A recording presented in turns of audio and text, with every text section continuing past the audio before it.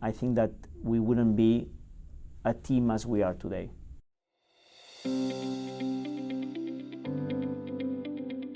I mean, challenges that people are encountering could be, how can we build more trust within the team?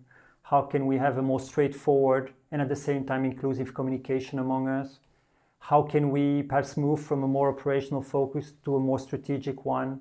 How can we be more aligned in terms of strategic direction, culture, that kind of stuff? I felt that we were not really leading the way I was expecting us to lead, but it was also people showing certain frustration that they didn't have the role in the group that I would like to have.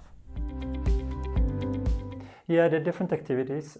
So in most of the cases, we start with a team assessment to have a picture about how the team currently functions and how it would like to function in the future.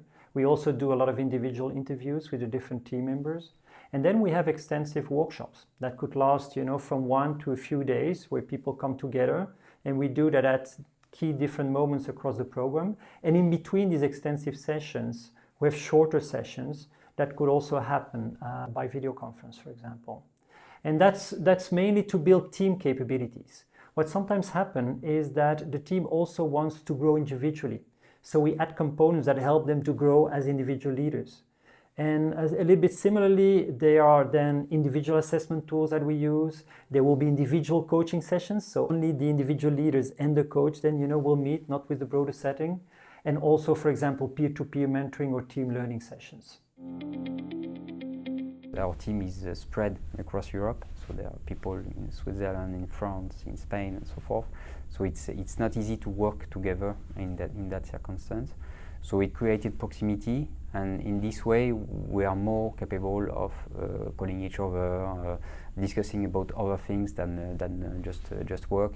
And so I think in terms of efficiency, when you create proximity between people, it's already a win. I think that we wouldn't be a team as we are today. I mean, we are again in a quite complex situation. The market is very complex, but for example, we reached our objective for last year, and I think part of it was really thanks of this communion that we had during this program. Different teams have different levels of maturity related to, having that space where there is profound trust so that people can show up in all their vulnerability. And so what we want to do is, since the beginning of the program, we want to just increase that trust till the maximum. So we start by the individual interviews with people, where we start by creating trust between them and us. And then when they come together, we just make sure there are different exercises where they will gradually open up. And with some teams, there is already so much trust that it will open up right away. For other teams, we have a more staged approach. And that's really the first part of every type of intervention we do, is take the time to get to a level of trust where people can show up in all their vulnerability. It's what we call, one of the key things that we want to enhance in organization and in the world is what we call authenticity. And a way to show up authentically is to show up also with your imperfections and with your vulnerability. I think one of the things that differentiate us is that on top of the agenda of our clients, we have our own agenda.